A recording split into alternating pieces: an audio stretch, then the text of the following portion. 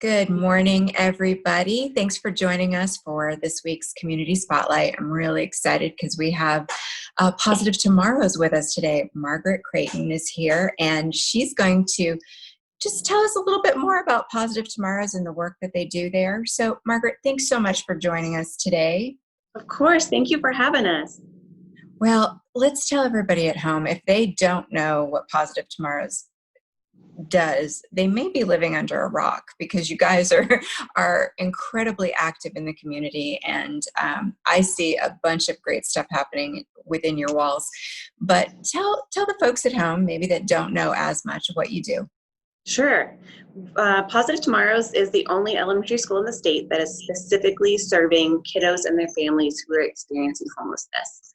So all of the kiddos that are enrolled in our school, and right now we're in break camp, so we have kids here during the summer so their parents can keep working. So they're all either currently homeless or have very recently been homeless. We are primarily a school for kiddos. We're opening a new classroom this year. We're opening an early Head Start classroom, so we will have babies this year, which I'm super excited about because I love to cuddle the babies. So we'll have babies through sixth graders this year.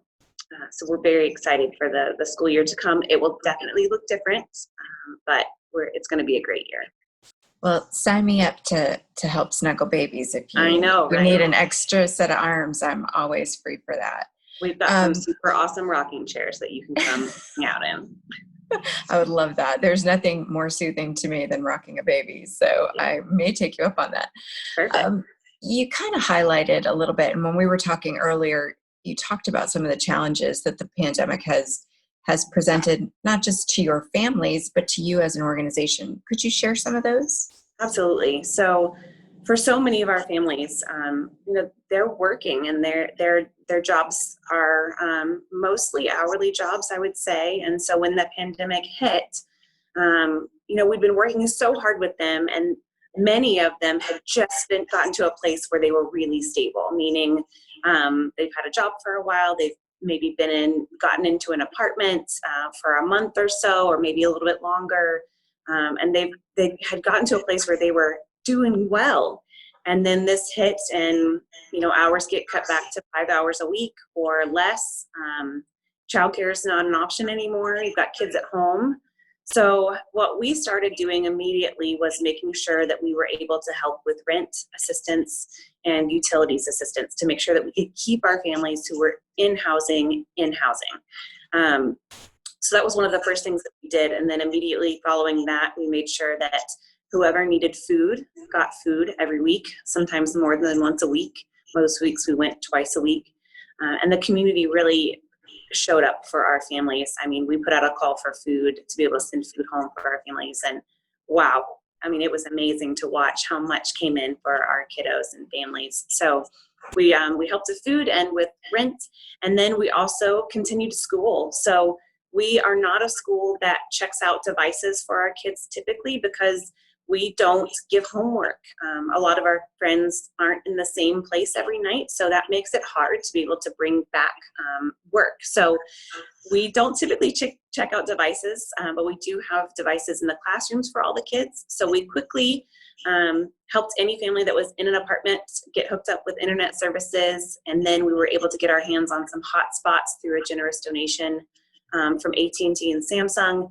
And we were able to get everyone internet, and everyone got a Chromebook from our classrooms, and we were able to do school with the kids. So not only just electronically, but we had our teachers go, and I get chills every time I say it because it was so good for our kids.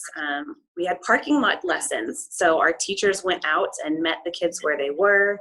And we had parking lot lessons with our friends, and that made sure that we knew where they were, and we were putting eyes on kiddos every day, and we were helping to make sure that they were continuing to learn. So not only our teachers, but some of our counselors would have those parking lot lessons, as well as our special education teacher. So lots going on. That gave me chills too. Yeah. Absolutely. Well, you're coming out of the pandemic. You said you now have students back in the building, which is exciting. What are you looking forward to next? Ooh, next, we're looking forward to a great school year. So next week is our last week for summer camp. So we have kiddos here. We did lose 1 week of summer camp. We started 1 week late to make sure that we were fully prepared for kids. But they're playing outside on the playground right now, right over there, and having a great time. We're spending most of our days outside as much as we can until it gets too hot here in Oklahoma. But then we're spreading them out into different areas to makeshift classrooms. So typically our classrooms have 20 kids per class, and we split them in half, so every class has 10 kids with an adult. And we've moved them to different areas in the building to serve as classrooms. So we've spread everyone out, but making sure they still have fun this summer and making sure that they're not sliding backwards academically. So we've been able to help make up for some of that school year that we missed during the summer program. So they're still doing math, they're still doing reading, still doing all the fun stuff outside, having water play Wednesdays. So we go outside and have lots of fun in the water on Wednesdays. That's awesome. What are your greatest needs right now? Right now, we're gearing up for the school year. So you would typically think school supplies, which we do need, but more than that, we are going to have kids similar to the other school systems in our state. We will have children wearing masks as well as adults wearing masks. So we are looking for that PPE type of equipment, so reusable masks. Lucky for us, we've got 3 sets of washers and dryers here on site, so we do wash and reuse the masks every day, and it starts with the morning bus ride. So they grab a mask as they get on the bus and get their temperature taken, and then they're spaced out on the vehicles, and then they'll have that mask for the rest of the day. And then we'll sanitize them overnight and have them ready for the next day. We also need things like Clorox wipes. Those are hard to come by these days, or sprays, or hand sanitizer, any of that stuff that we can keep as many kiddos safe as possible. We would love that. And then think typical school supplies. So we need some of that stuff too, and that list is on our website. And then we need support to keep our school open. So it's going to be a hard year this year. I know everyone is feeling stretched. The one thing I would say is every dollar matters here.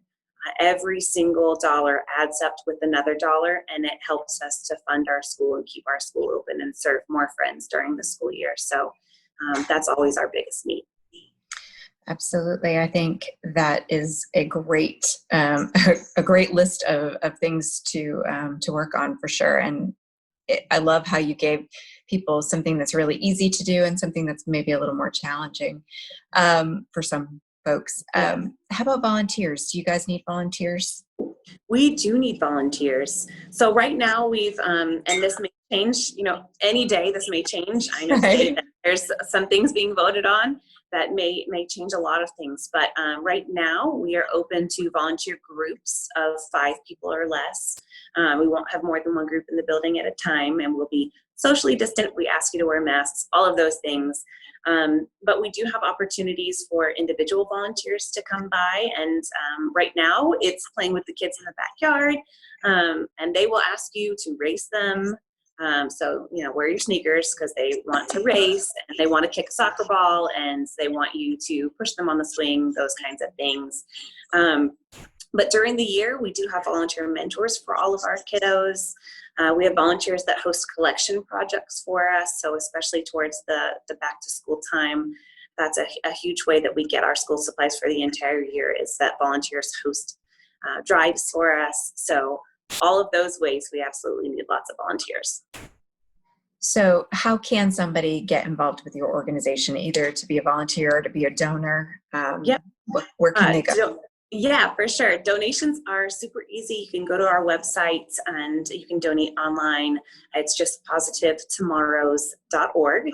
And the same with volunteering. So if you go onto our website, you can contact our volunteer coordinator, or you can call here and ask for our volunteer coordinator, and she can get you all hooked up with everything you need. And I would tell everybody watching at home that if you haven't had an opportunity to tour their new facility, it's absolutely worth the visit. It is a hopeful place that there's a lot of love between those walls. So, Margaret, thank you so much for joining us today. And, please share with the rest of the team there that we just admire the work that you do, and keep loving on those babies and those kiddos. And if we can ever do anything to support, let us know. We will, for sure. Thank you so much. And for all of you guys watching at home, thank you for joining this week's Community Spotlight. Until we can see you all at the ballpark, have a great day.